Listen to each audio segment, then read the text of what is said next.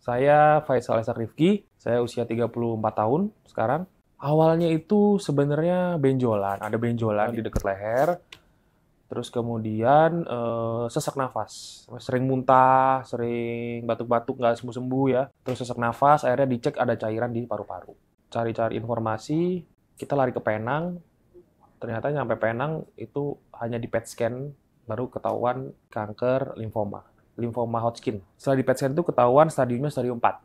Jadi memang udah stadium lanjut karena sudah metas ke paru-paru.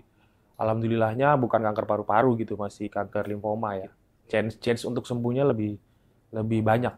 Akhirnya kita cari informasi, istri kebetulan cari informasi bahwa Mandaya itu bisa meneruskan pengobatan yang sama seperti treatment yang di Penang. Jadi akhirnya kita mutusin buat daripada harus bolak-balik ke Penang yang memang fisik yang nggak memungkinkan untuk harus bolak-balik karena waktu itu sampai nggak bisa jalan ya, maksudnya di kursi roda gitu. Jadi waktu itu kita langsung dirujuk ke sini itu dengan dokter Rizka sama dokter Tommy. Karena memang kebetulan kemoku itu nggak harus nginap, jadi one day care sangat membantu sekali fasilitasnya, terus juga ruangannya yang nyaman. Seperti apa di Penang pun sebenarnya sama di Mandaya ya jujur pada saat itu lebih bagus di Mandaya sih secara segi fasilitas, bukan kebagus-bagus ini, tapi memang real, memang dari segi fasilitas memang bagus di Mandaya. Jadi 6 siklus, yaitu 6 siklus itu di limfoma Hodgkin itu 12 kali, berarti 12 kali kemo. Dinyatakan bersih ya setelah 12 kali itu, waktu kemo ketiga,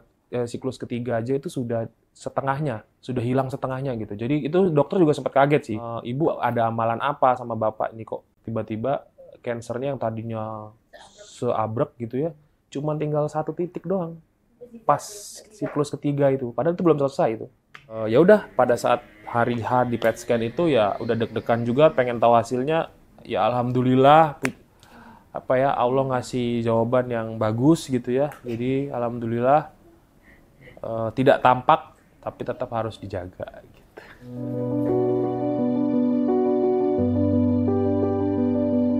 Saya Faisal Esak Rifki, saya usia 34 tahun sekarang.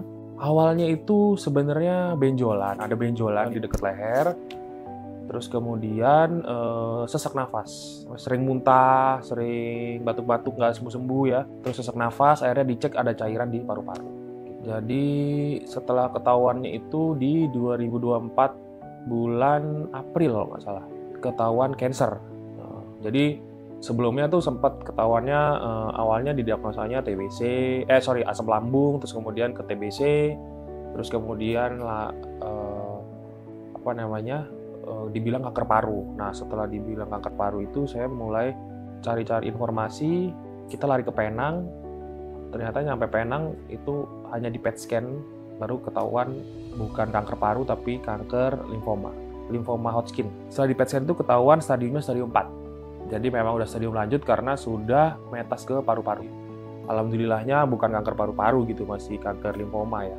Jadi bisa dibilang limfoma itu bukan kanker yang mematikan lah gitu. Jadi persentase mematikannya itu lebih sedikit.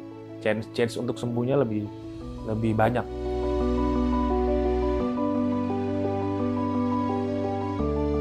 Saat itu tuh kita udah beberapa rumah sakit di area Jakarta lah, saat Tangerang sama Jakarta pada saat itu, sampai ke Bekasi juga kalau nggak salah. Akhirnya kita mutusin buat ke Penang.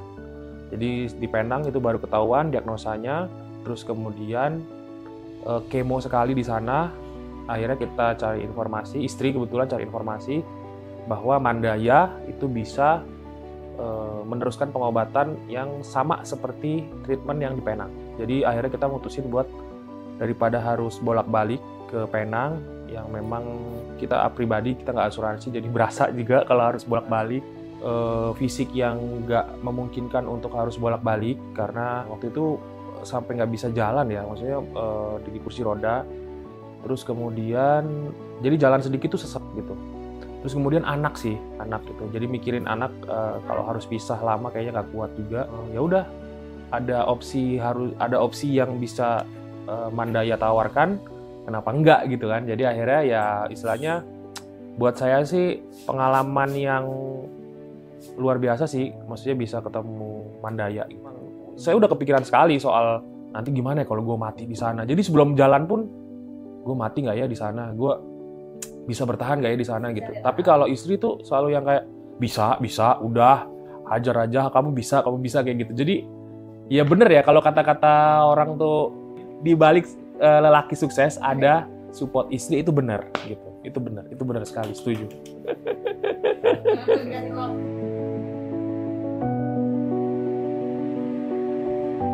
Jadi waktu itu kita by phone dulu awalnya, akhirnya kita tanya bolak-balik telepon awalnya, ini nggak ada drama kan, bener kan, rumah sakitnya bener kan, gitu kan. Terus kemudian Suster Ratna waktu itu meyakinkan bahwa oh enggak Pak, kita nggak ada drama segala macam ya, kayak gitulah, karena saya sendiri udah drama gitu Mas orangnya. Akhirnya udah kita lanjut waktu itu sama dokter Rizka, terus kemudian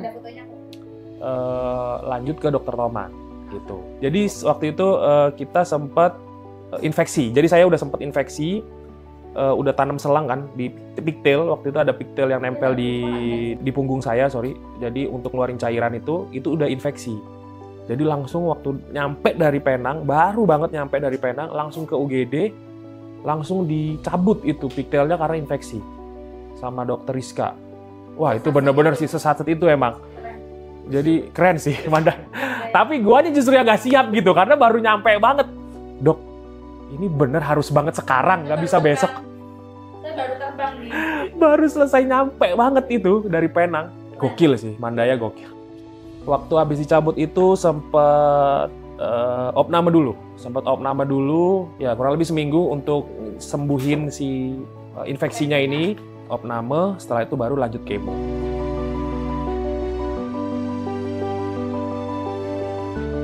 Itu mungkin tiap pasien beda-beda ya, tergantung kondisi badan, terus kemudian tergantung mungkin dari usia juga mungkin pengaruh ya. Tapi yang jelas yang gue rasain sih lebih kayak ada mual, terus sakit pinggang ya itu katanya sih arahnya ke ginjalnya ya lagi diserang gitu ya.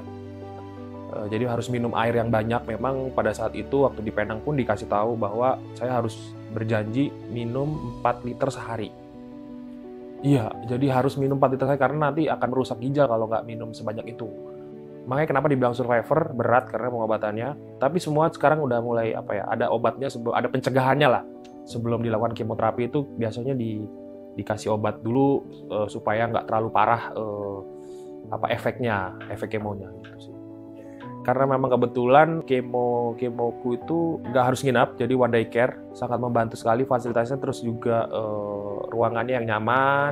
Ya vibes-nya memang tergantung rumah sakit itu ya, maksudnya rumah sakit yang dibawa itu seperti apa. Di Penang pun sebenarnya sama di Mandaya ya jujur pada saat itu lebih bagus di Mandaya sih secara segi fasilitas, bukan kebagus-bagusin, tapi memang real, memang dari segi fasilitas memang bagus di Mandaya. Dari vibes-nya itu nggak kayak rumah sakit, kayak bener-bener ada di hotel aja gitu. Jadi nggak kepikiran waduh bau-bau yang aneh gitu kan ya. Jadi tergantung, nggak semenegangkan itulah.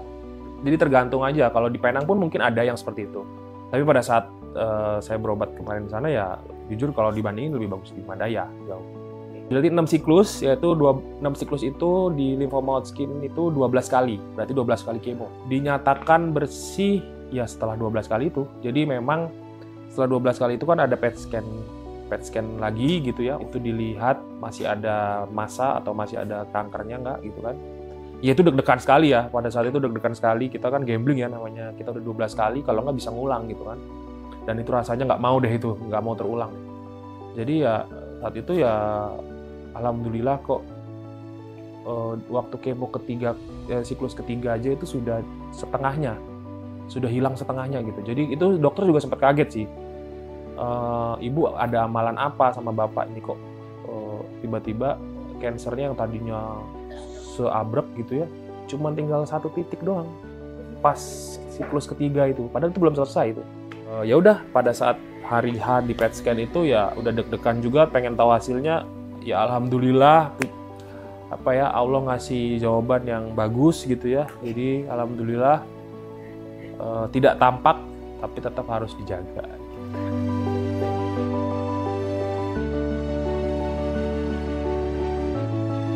Buat teman-teman yang ya pasti kalau obrolan ini pasti kan buat teman-teman yang arahnya mungkin yang sama, yang punya sakit cancer juga di luar sana.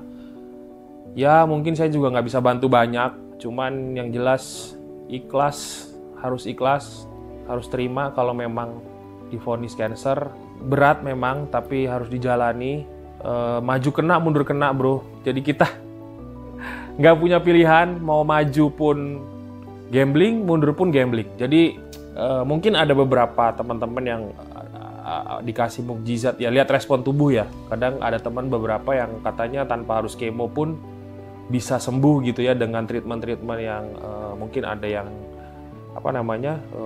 herbal atau diet atau apa gitu ya. Cuma lihat respon tubuh juga, kita nggak bisa samaratain. Jadi cancer itu nggak bisa disamaratakan. Lihat respon tubuh. Saya udah jalani semua, dari mulai dietnya yang katanya puasa, katanya herbal, ternyata nggak ada perbaikan. Ya sudah, mau nggak mau kemo, dan yang jelas ya ikhlas dan tetap semangat buat jalanin kemo, karena hidup kita berharga sekali, dan hidup dan mati hanya Allah yang tahu. Jadi kita cuma bisa jalanin, ikhtiar, semangat terus buat perjuang cancer. Terima kasih.